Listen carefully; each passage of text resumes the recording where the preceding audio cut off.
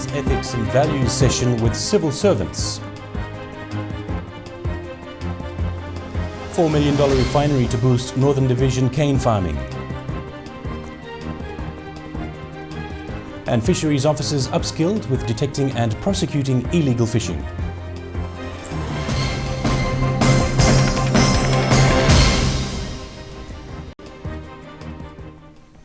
Leading this bulletin, a 41-year-old taxi driver has become the latest road fatality.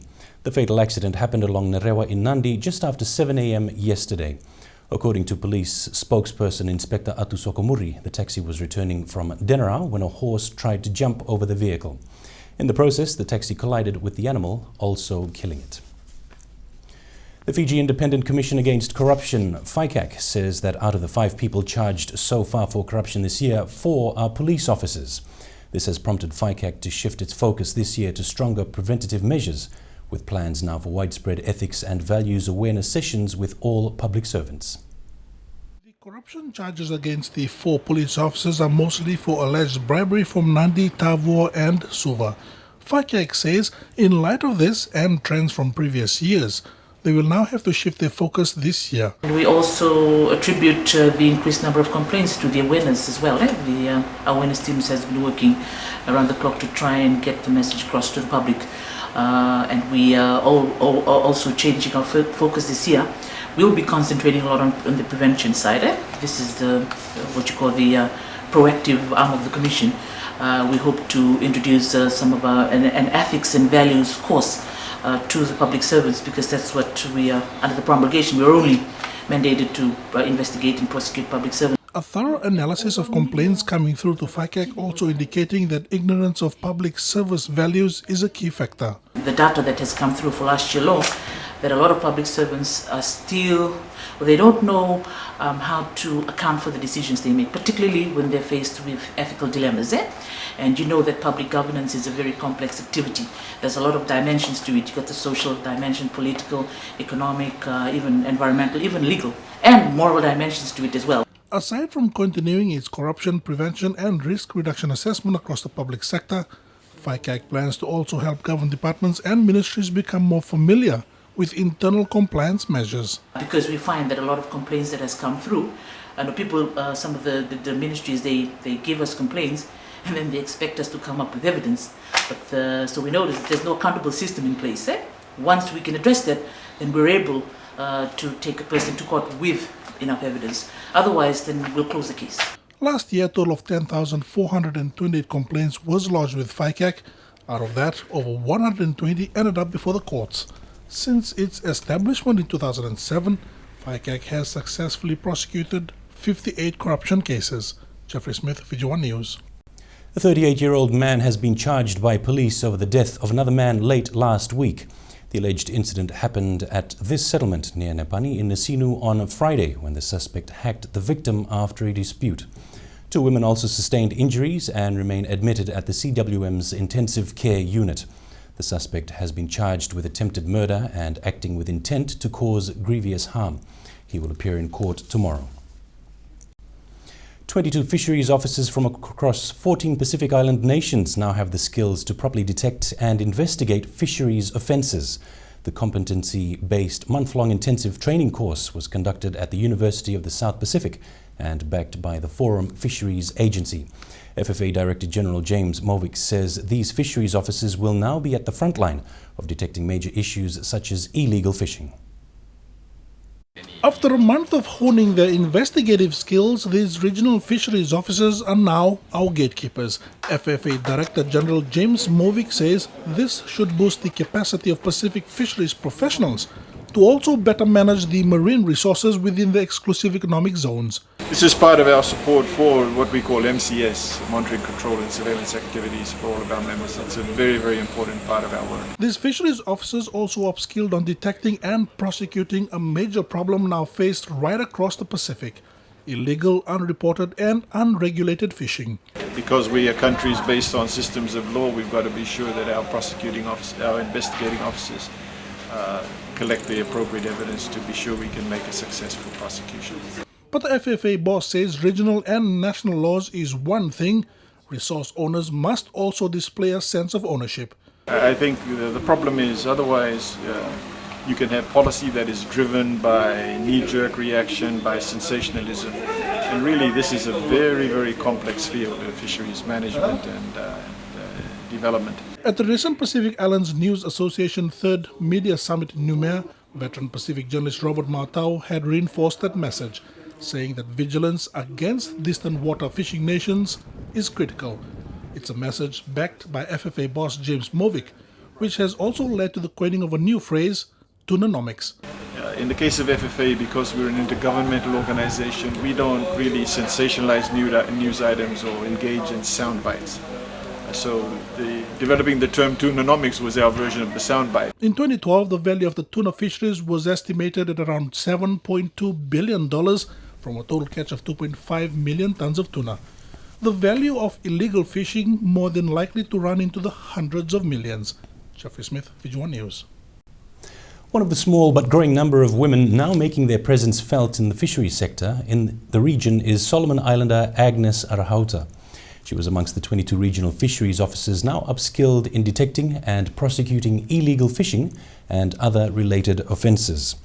Agnes is one of a handful number of women who play the critical role of monitoring, control and surveillance assistance.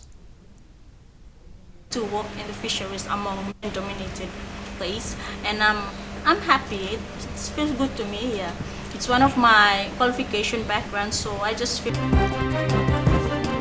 Ahead in the news, cardiac experts here to teach latest life-saving techniques, and World Heritage listing not as easy as it sounds.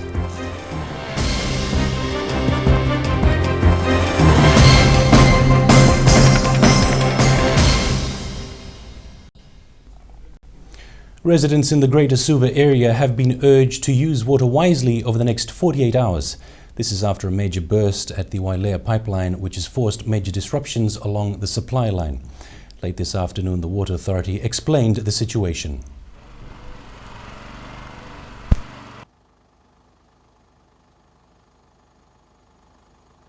We are urging people to utilize the rain that's happening right now to if they can store water. Some of them have their own catchment facility through the guttering, which is good, it's helping.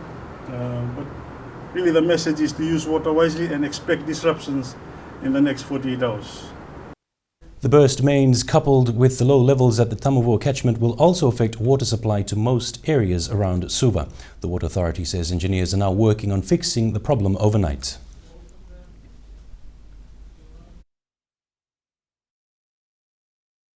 Why are we putting this out now? Because it's Tamavo will go down to as low as 44% production capacity, and that for us is really at a critical stage. So what are we doing about this? We are going to repair this, like I said, this main trunk line from Waimanu to Tamavo, and we will complete that tonight. The engineers are already on to it. This is a high pressure main, so we will have to turn off the pumps at Waimanu. And when we turn off Waimanu, the capacity of producing water in Tamavo is hugely affected. The authority took members of the media to the Tamavo catchment area late this afternoon. Water trucks have been deployed to affected areas in the meantime. The country's drowning death toll continues to increase. In the latest incident yesterday, a 3-year-old drowned. This happened at Mburimbasanga village in Rewa. The child was found by her mother at a nearby creek yesterday at around 2:15 p.m. The proposed $4 million sugar refinery mill in Lambasa should help boost the industry up north. That's the assurance from the Sugar Ministry. Funding for this is now being finalized. Following the announcement by the European Union earlier this week that it will continue buying sugar from Fiji, the new door that the sugar industry hopes to tap into now is the much-desired proposed refinery mill. The building or establishment of a new refinery in Lambasa, it's a real plan by government, and that refinery will be given the assessment that has already been done, and the plan and the designs that they put out. It will be a 30,000 ton factory. Obviously, the market is one that the industry is finding hard to feed, as most of our raw sugar for the next 10 years will be purchased by the European Union. And the regional market is around 10,000. So even if we produce refined sugar from that small refinery, we still need to sell our raw sugar. The market like the EU is able to provide, or has been providing in the last 100 years, needs to be really sustained and maintained. While a number of Chinese investors are now willing to be part of the long-term refinery mill setup, Paninggi says they hope to get the project up and running as soon as possible. You know, there is a market here which is about 18,000. We need to start small because of the huge investment that is involved in building a refinery itself. At least there is a market for refined sugar.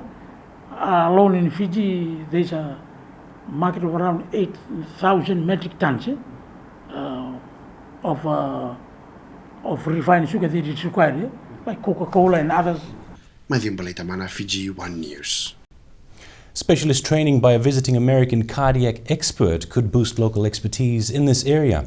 A hand-picked group of local medical students are now being taught some of the latest techniques in cardiac procedures. It's something the Fiji National University hopes will boost not just Fiji, but also the region's capacity in this area. These upcoming doctors and nurses are the selected few to undergo advanced cardiac support training. What they learn here will also filter down to other medical officers.